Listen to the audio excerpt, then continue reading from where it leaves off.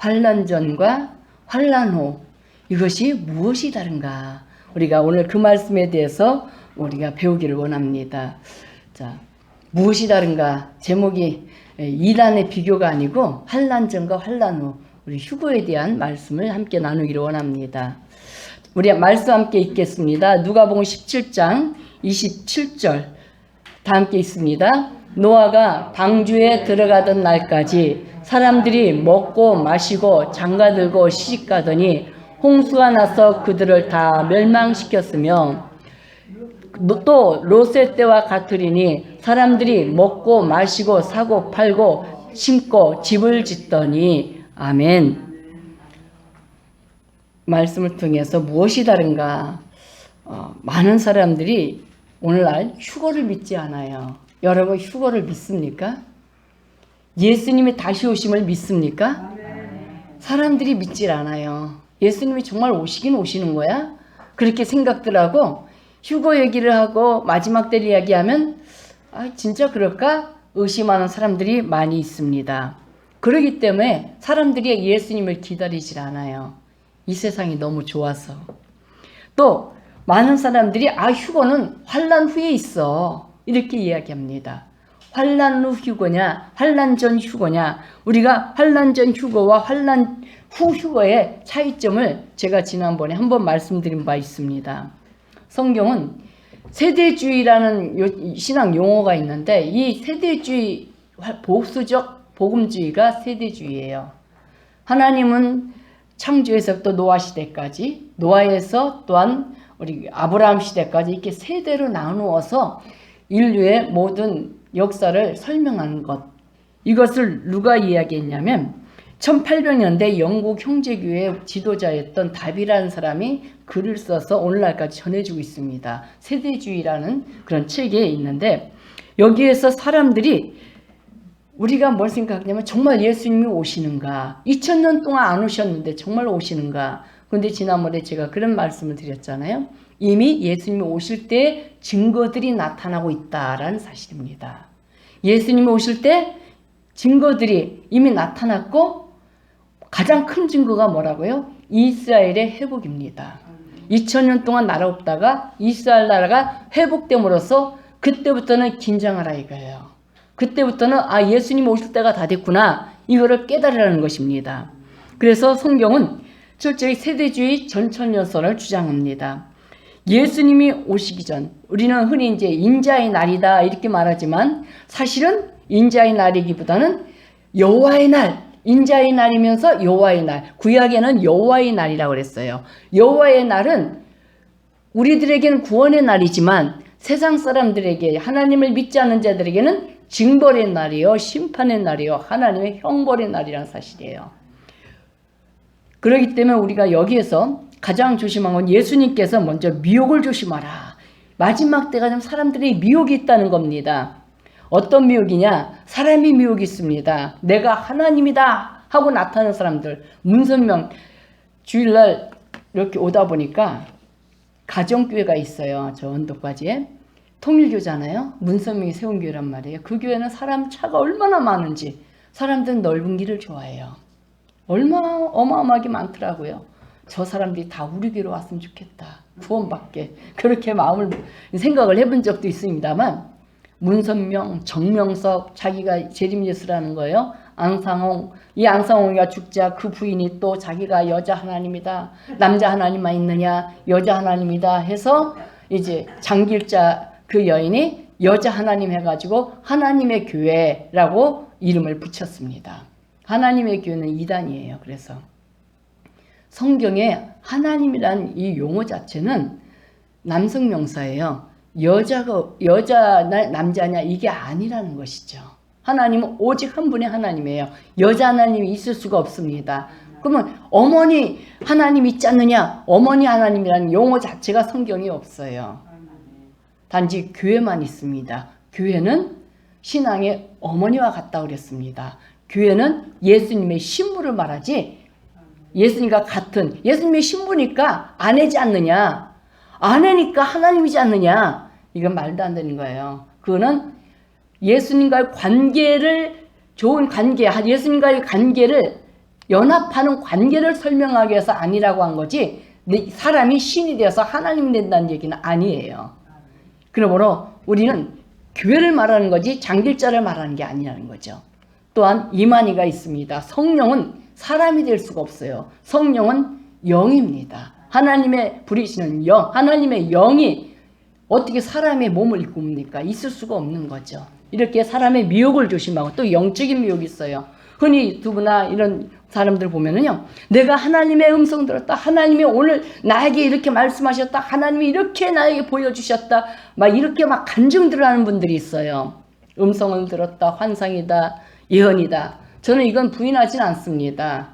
단지 중요한 거는 그 사람과 하나님과의 관계에서 있었다고 해서 그 사람에게 들려진 음성이라고 해서 모두에게 주는 음성이 아니라는 거죠. 한 예를 들어서 우리가 로고스라는 단어가 있고요, 레마라는 단어가 있습니다. 로고스는 모두에게 주는 말씀이에요. 레마는 나에게만 주시는 말씀이에요. 어떤 경우가 같으냐면 이제 물속에 이제 물 위를 걸어오신 예수님한테 베드로가 주님이 맞으면 저도 걷게 해주세요. 그러니까 예수님이 와라 했을 때 베드로가 딱 바다 내려가니까 걸었어요. 안 빠졌어요. 착착착착 걸었는데 바람과 바다를 보고 풍랑을 보고 놀래서 빠졌지요. 그래서 믿음이 작다고 이제 예수님한테 책망을 들었죠. 이 베드로에게 오라 하는 말은 우리에게도 주신 말씀일까요? 베드로에게 주신 말씀일까요? 그렇죠. 다른 사람과 물에 빠져 죽어요. 바다에 빠져 죽어요. 예수님이 베드로에게 주신 이것을 우리는 레마라고 그래요. 오늘날 말씀을 듣고 말씀을 읽다 보면 나에게 꼭 정말 와닿고 내가 그 말씀 붙들고 살면 살 것 같은 말씀이 있는 거예요. 그것이 레마예요. 누구에게나 주어지는 게 아니에요. 그러므로 사람들이 영적인 체험, 개인적인 체험을 가지고 모든 사람에게 다 해당된다고 생각해서는 안 된다는 거죠. 그래서 주님 예레미야 선지자를 통해서 예레미야 29장에 그러잖아요. 다 거짓말이다. 나는 그들에게 보내지 않았다. 이렇게 말씀하고 있어요. 오늘날 우리에게 주신 게 뭐예요? 성경 말씀입니다. 말씀을 통해서 시대를 분별하고 말씀을 통해서 우리가 이 시대를 살아가야 되는 거예요. 또한 지식의 미혹이 있습니다. 어떤 분은 나팔절을 막 1나팔, 2나팔, 무슨 나팔절 이 절기를 붙여가지고 마지막 시대에 이렇게 연결 짓는 분이 있어요. 그게 아니에요. 이걸 휴거 마지막 시대의 이 때는 하나님의 독특한 방법이에요.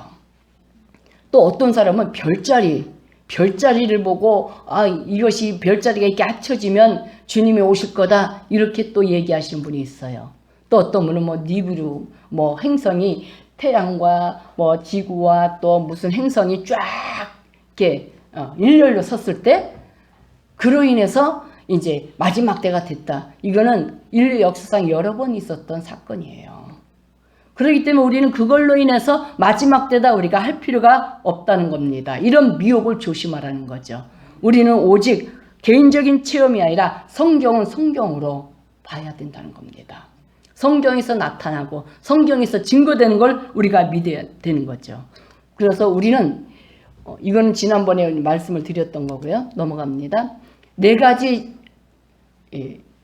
종말론이 있죠. 먼저 후철연선이 있습니다. 후철연선은 그리스도는 천년 왕국 뒤에 오신다. 여기에 천년이라는 말은 천년 왕국을 말해요. 예수님이 언제 오시느냐? 천년 왕국 뒤에 오신다는 말이 이제 후철연설이에요. 그동안은 이 그림이 어떤 그림이냐면 교회 시대가 바로 천년 왕국 시대였다. 이렇게 표현합니다. 그런데 1차 대전 터지고 2차 대전 터지고 많은 역사 가운데 전쟁이 일어나니까 이건 아닌가 보다. 지금 이거는 사람들이 없어진 겁니다. 인정하지 않아요. 그 다음에 무천년선이 있습니다. 천년왕국은 없어. 성경 어디에 천년왕국이 있냐? 이렇게 말하시는 분이 있어요. 성경에도 분명히 천년왕국을 이야기하고 있는데 잠깐 이야기하고 있어요. 그렇게 중요한 게 아니기 때문에. 그러나 교회 시대가 있고 우리는 반드시 예수님이 다시 오시는 그 시대가 있다는 것은 동일합니다. 다음에 전천년설 중에서 2가지 전천년설이 있어요. 전천년설 중에 7년 환란 후에 오신다, 환란 전에 오신다라는 말이 있습니다. 전철 중에 저도 한동안 마태복음 24장을 보면서 아, 예수님은 환난 후에 오셔. 아직 그걸 확실하게 믿었었어요.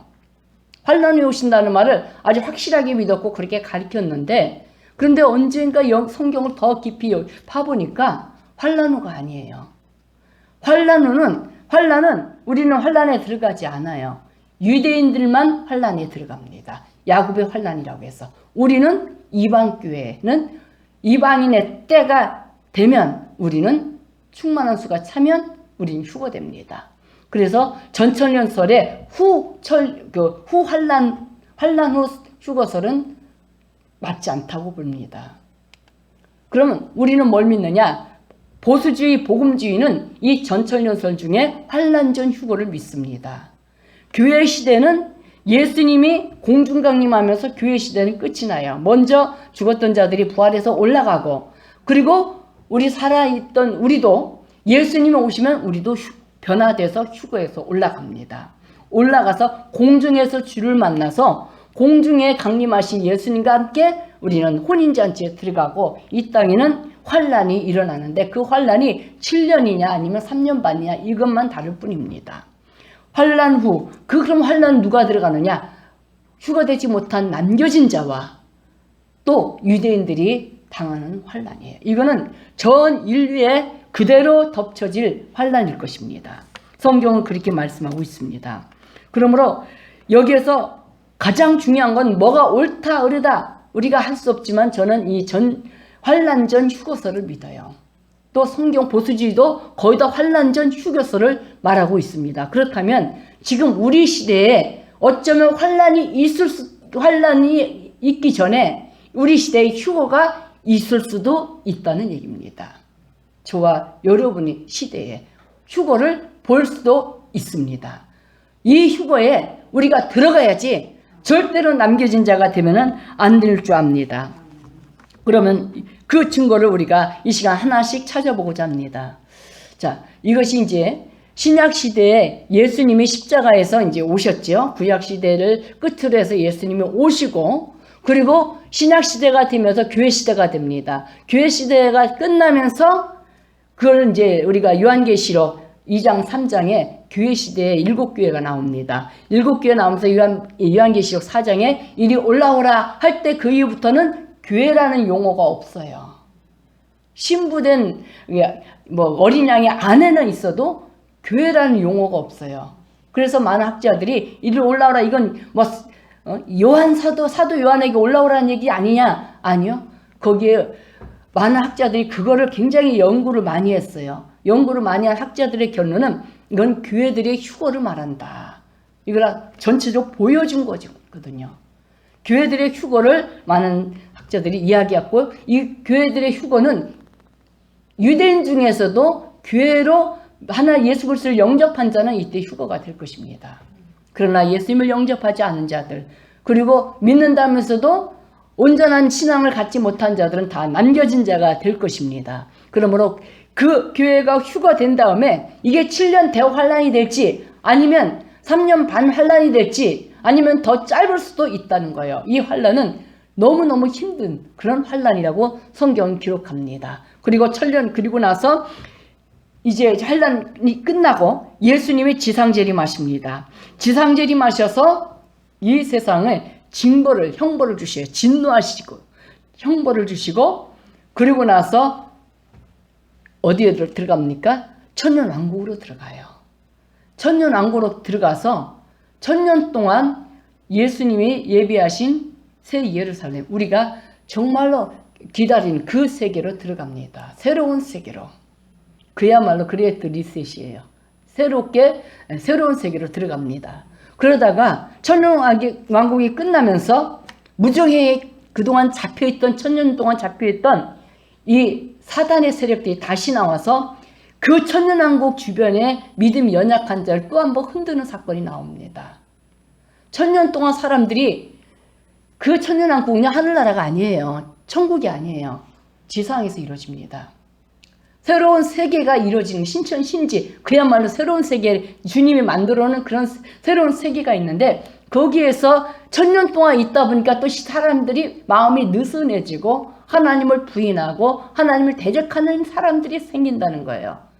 그러다가 거기서 마지막으로 추려내는 거예요, 하나님이. 그리고 나서 이제 다시 마귀를, 사탄의 세력을 다 이제 묶어서 영원한 지옥불로 집어넣고, 그리고 백보자 심판이 생깁니다. 이 백보자 심판하기 전에 그동안 믿지 않았던 자들까지 다 부활합니다. 이걸 둘째 부활이라고 해요. 둘째 부활, 모든 사람들이 부활합니다. 우리 조상들, 우리 모두가 다, 모든 사람들이 다 부활해요. 어떻게 죽었든 간에 다 부활합니다. 바다에 빠져 죽었어도 부활할 것이고, 또한 뭐 산상조각이 났어도 부활합니다. 자, 부활하는데 여기에서 부활하고 나서 그 부활한 사람들이 이때는 하나님의 심판을 받는 거예요. 성경에는 행위록이 있어서 저절로 행위록이 쫙 넘어가서 아무개 하면서 다 나와요. 내 죄가 주마등같이 다 스크린처럼 보여질 거라고 합니다. 그리고 그 죄에 따라 지옥으로 들어가는 거죠. 영원한 불지옥이냐, 아니면 그래도 하나님의 어둡고 어두운 곳에 쫓긴 나무느냐. 우리는 환난전 휴거를 꼭 받아야 됩니다. 그래서 영원한 그런 백보자 심판 이순위에 이제 그때야 비로소 영원한 천국과 영원한 지옥으로 나눠진다는 사실이에요. 이해가 되십니까? 예. 아주 알기 쉽게 여러분에게 전하는 거예요.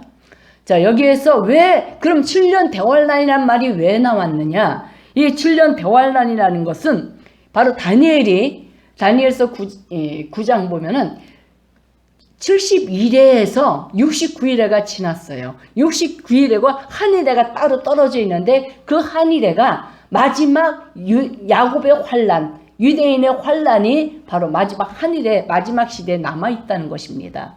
그래서 교회 시대에는 다니엘이 생각지 못했기 때문에 69일회가 지나면 예수님이 오실 것이고, 예수님이 오신 후에 이제 새로운 시대가 되면서 이제 세상 끝에 한일회를 남겨놓는데, 그 한일회가 우리는 흔히 7년 대환란이다 이렇게 보는데 사실은 7년 대환란이 아니에요.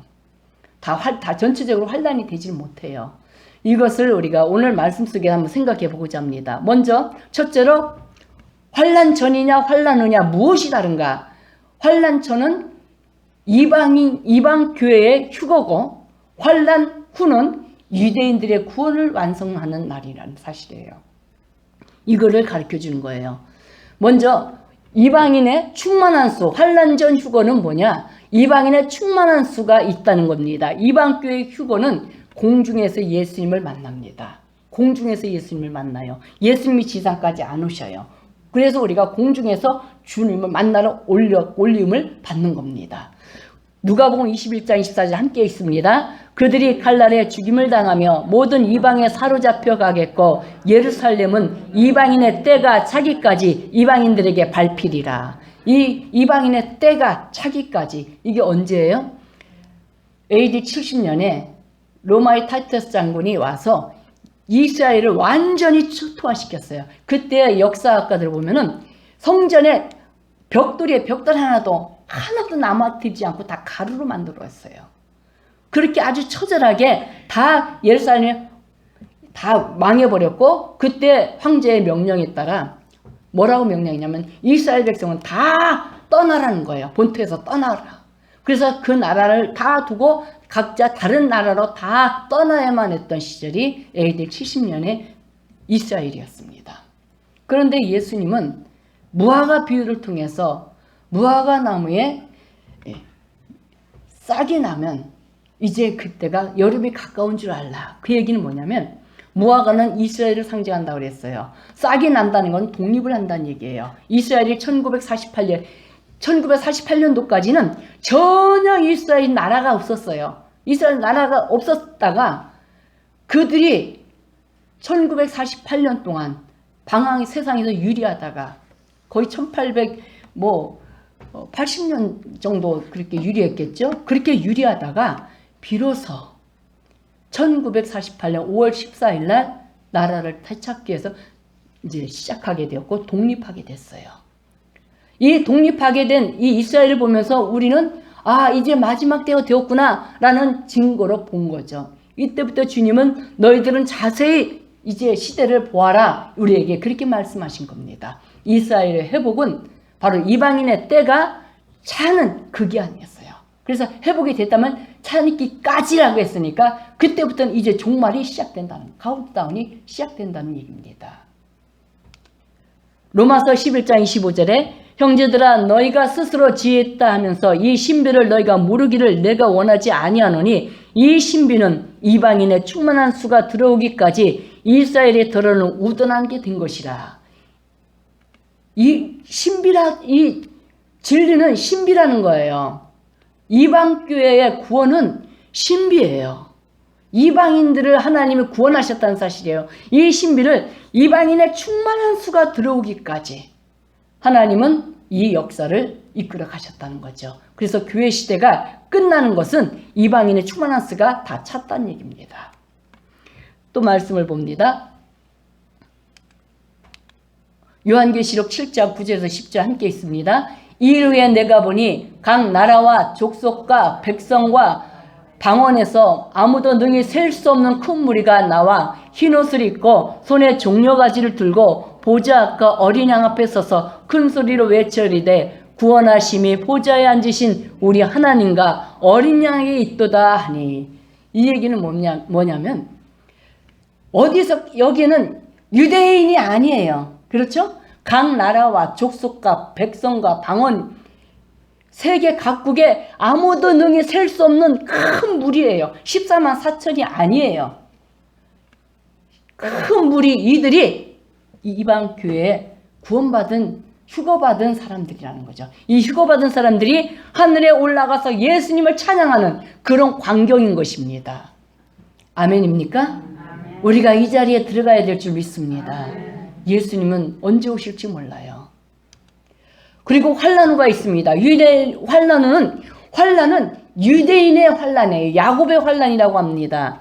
우리가 다니엘서 9장 27절에 함께 있습니다. 그가 장차 많은 사람들과 더불어 한 이레 동안의 언약을 굳게 맺고 그가 그 이레의 절반에 제사와 예물을 금지할 것이며 또 포악하여 가증한 것이 날개를 의지하여 설 것이며 또 이미 정한 종말까지 진노가 황폐하게 하는 자에게 쏟아지리라 하였느니라 하니라. 아멘. 이것은 다니엘이 예언한 겁니다. 다니엘은 여기서 뭐라고 했냐면 한 이래 동안 굳게 언약을 맺는 그날이 있을 거라 이거예요. 이스라엘과 한 언약을 7년 평화조약이라고 말합니다. 이 한 조약이 있는데 그런데 처음엔 평안해요. 평안하다가 갑자기 그 일의 절반에 이 적그리스도가 이 언약을 파기시켜요. 그리고 자기가 신이 되어서 그 성전에 자기가 앉는다 이거예요. 이건 예루살렘 성전을 말합니다. 그래서 정한 종말까지 이때부터 이스라엘 백성은, 이스라엘 유대인들은 환난 가운데 던져진다는 거예요. 그래서 환난 후 이것은 우리 이방교회하고는 상관이 없다는 걸 우리가 깨닫습니다. 또 유대인의 환난 중에서 예레미야 30장 7절에 나옵니다. 함께 읽습니다. 슬프다 그날이여 그와 같이 엄청난 날이 없으리라. 그날은 야곱의 환난의 때가 되미로다. 그러나 그가 환난에서 구하여 냄을 얻으리로다. 참 이게 중요해요. 여러분 이것이 구약시대에도 여러 군데 요엘서도 또 에스겔서도 나와 있는데 저는 이제 대표적인 말씀이 이제 예레미야서라고 봅니다. 야곱의 환난의 때에 한 이레를 남겨두셨다는 거예요. 야곱의 환난의 때. 그러면 여기를 통해서 볼 때 환난전은 이방인의 충만한 수, 그리고 셀 수 없는 많은 무리의 구원받은 수는 휴거받은 자의 수인 것을 우리가 이해하셨죠. 환난후는 유대인의 구원의 숫자래요. 환난후는 유대인들의 환난을 지나야 통과해야만 받는 구원이라는 것을 우리가 깨닫습니다. 왜냐하면 예수님을 메시아로 영접하지 않았기 때문에. 그 마지막 시대에 메시아 영접하는데 교회가 다 휴거된 다음에 그때는 복음이 아니에요. 그 천국 복음이 아니에요. 무슨 복음이냐? 영원한 복음이라 해서 교회들이 없기 때문에, 전하는 사람이 있기 때문에 전할 수 있는 상황이 안 되기 때문에 뭐가 전하냐? 천사들이 영원한 복음을 전한다고 요한계시록에 기록되어 있습니다. 이때는 교회 시대가 이미 끝났기 때문에 교회를 찾아볼 수가 없었던 거죠. 그 다음에 유대인의 야곱의 환난, 우리가 이 환난 때가 7년 대환난 마지막 한이라는 사실을 우리가 알게 됐습니다. 그리고 로마서 11장 11절에 이렇게 로마서 11장 굉장히 중요한 장이에요. 왜 이방인이 구원받을 수 있었느냐? 이방인의 구원을 이방인에게 오기까지는 바로 이스라엘이 우둔했기 때문이라는 겁니다. 함께 있습니다. 그러므로 내가 말하노니 그들이 넘어지기까지 실족하였느냐? 그럴 수 없느니라. 그들이 넘어짐으로 구원이 이방인에게로 이르러 이스라엘로 시기나게 함이니라. 그들이 예수를 거부했어요. 예수님을 못 박아 죽였어요. 그들이 예수님을 영접하지 않았어요. 자기 백성이 왔는데 자기 백성이 영접지 않았어요. 그러니까 이 구원이 어디로 넘어가요? 이방으로 넘어갑니다. 그래서 바울을 통해서 세계 전도 여행을 하러 다녔죠. 그로 인해서 전 세계가 이제 1900년 동안 다 전 세계를 뺑 돌아서 사람들이 복음을 전하고 이제는 마지막 시대 거의 다 복음이 다 끝났어요. 다 이제 들어갔어요. 예수님이 그러셨잖아요. 이 복음이 다 천국 복음이 다 전파되면 인자가 오겠다. 지금은 이 유튜브라든가 온라인으로 모든 곳에 다 오직까지 다 복음이 들어갔습니다. 누구든지 영접하기만 하면 되는데 안 믿는 거예요. 오히려 믿었던 사람까지도 주님을 떠나는 일들이 생기기 시작합니다. 두 번째로 우리가 생각해 볼 것은 예수님이 비유로 말씀하신 사건을 통해서 환난 전과 환난 후가 무엇이 다른가를 알 수가 있습니다. 예수님의 비유에서 먼저 환난 전은 시기와 때를 몰라요. 때와 시기를 우리가 가늠할 수가 없어요. 그날과 그 시를 예수님이 안다 모른다?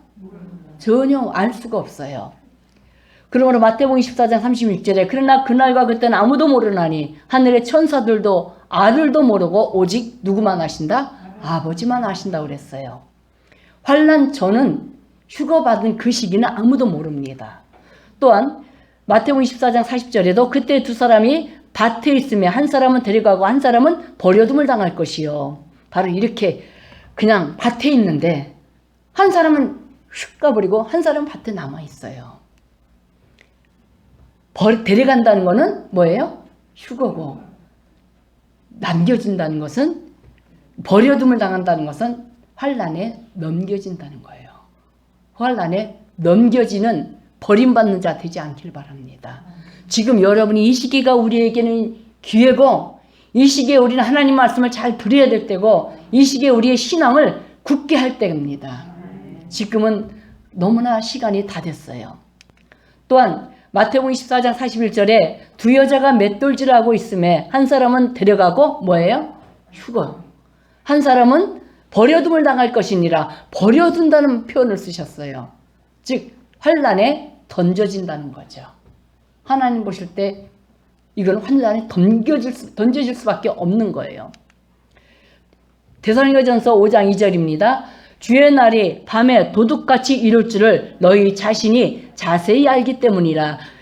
초대교회 성도들은요, 주의 날이 갑자기 도둑같이 온다는 걸 알았어요. 도둑같이 온다는 걸 무엇을 말합니까? 어떠한 전혀 예측할 수 없다는 거죠. 도둑이 내가 당신네 집에 물건 훔치러 갑니다 이렇게 얘기하러 오지 않는다는 거죠. 이거를 그 형평성 혹은 그 예측하기 어렵다는 것을 표현하기 위해서 도둑같이 예수님이 오신다 이렇게 표현하신 거예요. 잠자는 중에 올 수도 있고 우리가 뭘 한데 갑자기 오실 수 있다 이거예요. 그러므로 우리는 그날과 그 시를 말하는 것 자체는 굉장히 위험한 것이고 그거는 성경에 위배되는 거죠. 그러면 환난은 어떤 것이냐? 환난은 유대인의 구원의 때를 예수님의 지상 재림을 예측할 수 있다 없다? 있어요. 생각해 보세요. 한일에 7년이라고 그랬잖아요. 7년 평화조약이 맺어지는 것을 누구나 이 세상 사람은 다 알아요. 그러다가 3년 반 만에 그 평화조약이 깨져요. 깨지고 나서 그때부터 계산하는 거예요. 그때부터 3년 반 지나면 이 세상은 심판을 들어가는 거예요. 예측할 수 있을까요? 없을까요? 시간을 계산할 수 있는 거예요. 그렇기 때문에 환난 후는 우리가 말하는 휴거와 다르다는 거죠. 휴거는 예수님이 공중 강림하셔서 이방 교회들을 신부라고 그래요. 아내들이라고 그래요. 정숙한 신부라고 해서 그 신부들만 데려가세요. 그래서 우리가 신부 훈련을 받기 위해서 예배도 드리고 봉사도 하고 헌신도 하는 거예요. 그 신부들만 데려가세요. 그리고 환난 후에는 지상 강림하셔서 그때는 신부들 데려가시는 게 아니라 이 땅을 진노하시고 형벌하고 형벌을 주시기 위해서 이 땅에 벌을 주러 오시는 거예요. 요한계시록을 자세히 보면 그렇습니다. 마지막 때 예수님의 지상 재림은 어마무시한 환난을 지나서 그 심판은 용서 자체가 없어요. 그렇기 때문에 우리는 이방인들은 지금 잘 믿어야 이 기회를 잘 믿어야 되는 거예요. 또한 마태복음 24장 29절에 그날 환난 후에 즉시 해가 어두워지며 달이 빛을 내지 아니하며 별들이 하늘에서 떨어지며 하늘의 권능들이 흔들리리라. 만약에 예수님께서 오시고 나면 환난 후에 우리가 휴가 되는데 이 땅의 모든 것이 다 없어져요. 해도 없어지고 다 없어져요. 환난 전 휴거에는 이게 없어진다는 말이 없어요. 그대로 존재합니다. 그러나 환난 후에는 이 해도 없고 달도 떨어지고 별들도 떨어진다. 이 세상의 모든 천체가 없어진다는 얘기입니다. 그래서 환난 후는 주님이 언제쯤 오실 거다라는 때를 짐작할 수가 있고 계산할 수가 있다는 것입니다. 그래서 모든 사람들이 보게 되는 거죠. 예수님이 오시는 것을 모든 족속이 다 보게 되는 것입니다. 그렇다면 우리는 환난 전인 이 시기에 살면서 우리가 이 시대의 신앙생활을 어떻게 될지 생각해 봐야 합니다. 그리고 환난 전과 환난 후에 특징이 있습니다. 세 번째는 우리가 특징을 보겠습니다. 환난 전 휴거 이전에는 어떤 시대냐? 평안과 풍요가 있어요. 그걸 뭘 통해서 보고 아느냐? 누가복음 17장 27절에 보면은 노아가 방주에 들어가던 날까지 사람들이 어떻게 해요? 먹고 마시고 장가들고 시집가더니 홍수가 나서 그들을 다 멸망시켰으며 그 다음에 롯의 때와 같다 그러면서 롯의 때는 먹고 마시고 사고 팔고 심고 집을 짓더니라고 표현합니다. 그러면 먹고 마시는 때가 없어서 빌빌 굶는 때예요? 환난을 당할 때일까요? 풍요로울 때일까요? 풍요로울 때예요. 요즘 그 중국의 그 상하이가 막 폐쇄시키면서 막 집집마다 용접해서 나오지도 못하게 하니까 사람들이 막 배고프다고 밤마다 난리잖아요. 격리가. 이번에 또 베이징까지 그게 아주 시진핑이 코로나 제로로 만들기 위해서 그렇게 사람들 다 가둬버리더라고요. 나오기만 하면 무조건 끌고 가서 격리 수용소로 집어넣고. 그렇게 보면서 먹을 것이 없어 난리고 그러다 보니까 그 지역의 모든 가게들이 다 먹을 게 없는 거예요. 또 우크라이나와 러시아 전쟁으로 인해서 저 유럽이 마트가 다 텅텅 비고 먹을 게 없다는 거예요. 또 캐나다의 트럭 그들이 이제 데모를 하니까 또 먹을 것이 많이 사람들이 마트마다 비는 사건들이 생기는 거예요. 그리고 탄소세다 뭐다 해서 농업에 많은 곡식들을 갈아엎어 가지고 이제 곡식 대란이 올 거다 이렇게 이제 학자들은 예측하고 있습니다. 중요한 거는 환난 전 휴거가 맞다면 지금 우리가 사는 이 시대라는 거죠. 뭐든지 풍요하잖아요, 여러분. 마트 가면 넘쳐요. 없는 물건이 뭐가 있습니까? 평안과 풍요가 있어요. 그래서 마태복음 오늘 말 17장 27절에도 먹고 마시고 롯의 때는 28절에 보면 롯의 때는 먹고 마시고 사고 팔고 심고 집을 짓되 자유가 있고 풍요가 있습니다. 환난의 때가 아니라는 거죠. 또 데살로니가전서 5장 3절에도 함께 읽습니다. 그들이 평안하다 안전하다 할 그때에 임신한 여자에게 해산의 고통이 이른과 같이 멸망이 갑자기 그들에게 이르니 결코 피하지 못하리라. 갑자기 예수님이 오시면서 이 세상에 혼란에 빠지게 된다는 사실입니다. 그래서 환난 전은 풍요가 있고요. 또 평안이 있습니다. 그렇다면 환난 후는 어떠냐? 징벌의 날입니다. 환난 후는 마태복음 24장 15절에 보면 이런 사건을 너희가 보거든 어떻게 하라? 그러므로 너희가 선지자 다니엘의 말한 바 멸망에 가증한 것이 거룩한 곳에 선 것을 보거든. 그러면서 어떻게 하라고요? 그때 유대에 있는 자들은 산으로 도망할지어다. 도망가라는 거예요. 환난 때 도망다니라는 거예요. 환난 때 잘못하면 잡히면 목배임을 당하고 성경의 계시록에는 목배인다고 그랬어요. 이해가 안 가는 거는 왜 미국이나 우리나라도 많은 그 나라들이 샤넬 사회에서 만들어낸 단두대들을 왜 그렇게 사는지 모르겠어요. 미국에는 3만 대를 샀대요. 우리나라에도 꽤 많이 들어와 있다고 그래요. 왜 그럴까요? 단두대들을 설치한다는 얘기예요. 참 쇼킹한 일이잖아요. 근데 성경은 그대로 이루어집니다. 계시록에 보면 마지막 때 우리가 표를 받든지, 아직은 우리가 여러분 백신은 표가 아니에요. 표를 받는 그날이 와요. 적그리스도 시대 짐승 정부가 반드시 이루어질 거라는 겁니다. 그거를 위해서 지금 모든 그 시스템들이 되어가고 있어요. 그런 되어가고 있는데 감시 카메라면 이런 모든 것이 우리 안전을 위해서 지금은 하지만 언젠간 그것이 우리를 감시 체제로 바뀌는 그날이 올 것입니다. 그렇기 때문에 우리는 마지막 반드시 짐승 정부가 들었어요. 짐승 정부라는 게 뭐냐면 모든 컴퓨터로 인한 통제 시대, 빅브라더라고 합니다. 그런 시대가 반드시 이 세상에 올 것을 전 세계가 지금 준비하고 있다는 거예요. 지금은 우파냐 좌파냐, 공산주의냐 민주주의냐, 이게 점점 색깔이 없어져 갑니다. 전 세계가 하나가 되어가고 있어요. 그것도 사회주의로. 러시아는 공산주의가 아니에요. 중국은 공산주의입니다. 아직까지는. 그런데 이것이 점점 중국도 색채가 조금씩 사회주의가, 전 세계가 사회주의로 가는데 사회주의의 특징이 뭐냐? 종교를 인정 안 해요.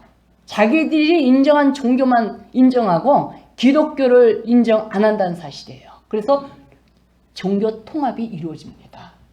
종교 통합이 이루어지면 그 종교 통합 아래 종교 생활을 해야 되지, 국가가 인정한 종교 생활을 해야 되지, 우리가 정말 복음주의로 믿음으로 살려고 할 때는 그때는 감옥에 갇히거나 엄청난 핍박을 받게 될 거라는 것이 학자들의 그런 학설입니다.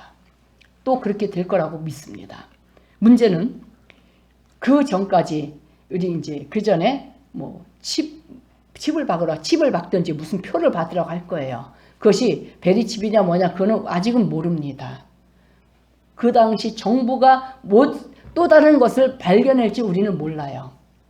그런데 이것은 그것이 있어야만 매매가 가능하고 그것이 있어야만 통행할 수 있고 그것이 있어야만 어디 갔든지 살 수가 있는 거예요. 그것이 없으면 잡히고 목배임을 당한다고 성경은 말씀합니다. 그러나 이것은 환난 후에, 우리가 휴거 후에 있을 일이기 때문에 우리가 걱정할 게 없어요. 우리는 그 전에 휴거받아야 됩니다. 그래서 그 전에 휴거받기 위해서는 지금 신앙생활 잘해야 된다는 것이죠. 환난 후는 도망해야 됩니다. 너희가 이런 거룩한 것이 선 것을 보거든. 이게 뭐예요? 다니엘이 예언한 것이 이루어지는 것을 너희가 본다면 그때는 너희는 도망해라. 이것이 환난 때에 살아가는 유대인들에게 주신, 또 휴거받지 못한 남겨진 자들에게 주신 그러한 교훈이에요. 자, 결론으로 말씀을 맺습니다. 가장 중요한 게 뭐예요? 생명이에요. 생명.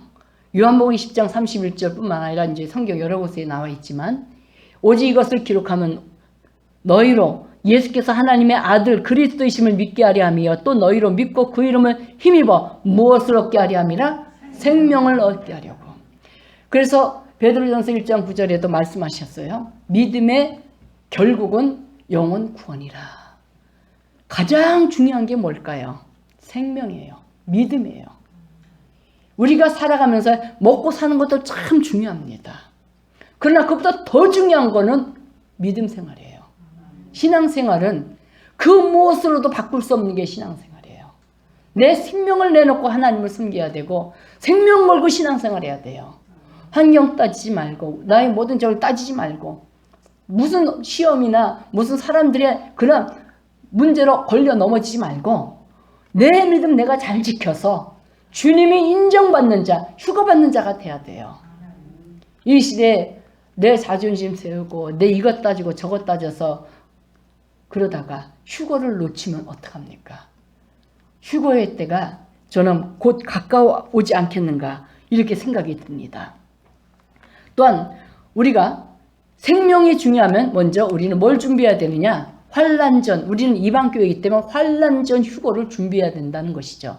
그러기 위해서는 우리는 어떻게 해야 됩니까? 깨어 있어야 됩니다. 아멘입니까?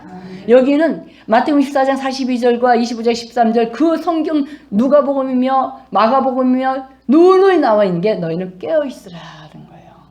깨어 있으라는 무슨 뜻입니까? 깨어 있으라는 것은 시대를 분별하고 깨어 있어서 아 그렇구나, 아 이때구나, 이거를 늘 마음에 두고 있으라는 거예요. 잠자지 말고. 잠잔다는 건 뭐예요? 그런 거 무관하게 아직 멀었어 이렇게 생각하지 말라는 거죠. 깨어있는 상태로 살아가라는 겁니다.